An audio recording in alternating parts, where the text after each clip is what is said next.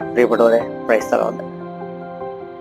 നമ്മളെല്ലാവരും ക്രിസ്തീയ വിശ്വാസത്തിനകത്തുള്ള വ്യക്തികളും പുറത്തുള്ളവരും ക്രിസ്ത്യാനിറ്റി വിമർശിക്കുന്നവരും പലരും പറയുന്ന ഒരു കാര്യം, ബൈബിള് കാലഹരണപ്പെട്ടു, ബൈബിള് ഔട്ട് ഓഫ് ഡേറ്റ് ആയി, കാലത്തിനനുസരിച്ച് ബൈബിള് അപ്ഡേറ്റ് ആകുന്നില്ല, വിശുദ്ധ ഗ്രന്ഥം അപ്ഡേറ്റ് ആകുന്നില്ല.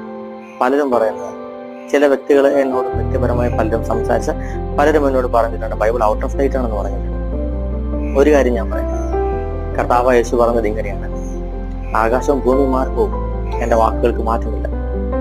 ഈ കാണുന്ന ആകാശവും ഭൂമിയും വെന്തുരായ ഈ വാക്കിന് മാറ്റമില്ല, വിശുദ്ധ ഗ്രന്ഥത്തിന് മാറ്റം ഉണ്ടാവില്ല.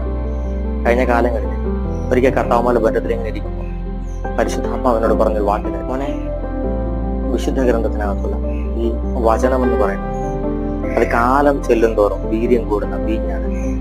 വീഞ്ഞിന്റെ മൂല്യം നിർണ്ണയിക്കുന്നത് എത്രത്തോളം പഴക്കം അതിനുണ്ടോ അതിനനുസരിച്ചാണ് വീഞ്ഞിന്റെ മൂല്യം നിർണ്ണയിക്കുന്നത്. വിശുദ്ധ ഗ്രന്ഥം അതുപോലെ കാലം ചെല്ലും തോറും ഇതിന്റെ വീര്യം കൂടിക്കൊണ്ടിരിക്കും, കുറയില്ല, മൂല്യം കൂടിക്കൊണ്ടിരിക്കും.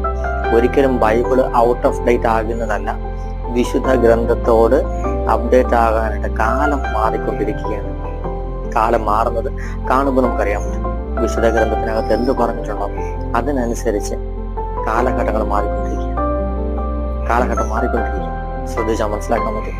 1700-കളിൽ ജീവിച്ചിരുന്ന ഒരു തത്വചിന്തകനുണ്ട് ഫ്രാൻസിലെ, വോൾട്ടയർ. ഇദ്ദേഹം പറഞ്ഞൊരു കാര്യമുണ്ട്. പുള്ളിക്കാരൻ പറഞ്ഞത് എങ്ങനെയാണ്: ഒരു 100 കൊല്ലം കഴിയുന്നു ക്രിസ്ത്യാനിറ്റി തീരും. ബൈബിള് വേണമെന്നുണ്ടെങ്കിൽ ഏതെങ്കിലും മ്യൂസിയങ്ങളിൽ പോയാൽ കാണാൻ പറ്റും. അത് പറഞ്ഞ വോൾട്ടയർ എക്സ്പയർ ആയി. വോൾട്ടയർ മരിച്ച് മണ്ണോട് ചേർന്നു. അദ്ദേഹം ഏത് വീട്ടിനകത്തിരുന്ന് ഇത് പറഞ്ഞുവോ ആ വീട് പിൽക്കാലത്ത് ജനീവയിലുള്ള ഒരു ക്രൈസ്തവ സഭയിലെ ഒരു സുവിശേഷകൻ ബൈബിൾ പ്രിന്റ് ചെയ്യാനായിട്ട് അവരുടെ സഭയ്ക്ക് വേണ്ടി ആ വീട് വാങ്ങിച്ചു. വോൾട്ടയർ എക്സ്പയർ ആയി. വിശുദ്ധ ഗ്രന്ഥം എക്സ്പയർ ആണെന്ന് പറഞ്ഞ എല്ലാവരും എക്സ്പയർ ആവും. ഈ വചനം മാത്രം എക്സ്പയർ ആവില്ല. ഈ വചനത്തിന് വേണ്ടി, ഈ വചനത്തിൽ എന്ത് പറഞ്ഞിരിക്കുന്നുവോ അത് പൂർത്തിയാകാനായി ലോകം വചനത്തോട് അപ്ഡേറ്റ് ആയിക്കൊണ്ടിരിക്കുകയാണ്.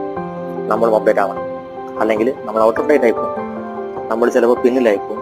നമ്മുടെ പിന്നാലെ വരുന്നവർ മുമ്പോട്ട് കയറി ചിലപ്പോൾ നമ്മളെ തോൽപ്പിച്ച് മുമ്പോട്ട് പോകും. ആ ബോധ്യം നമുക്ക് ഉണ്ടായിരിക്കട്ടെ. കർത്താവിന്റെ കാര്യം നമ്മളോട് കൂടി ഇരിക്കട്ടെ.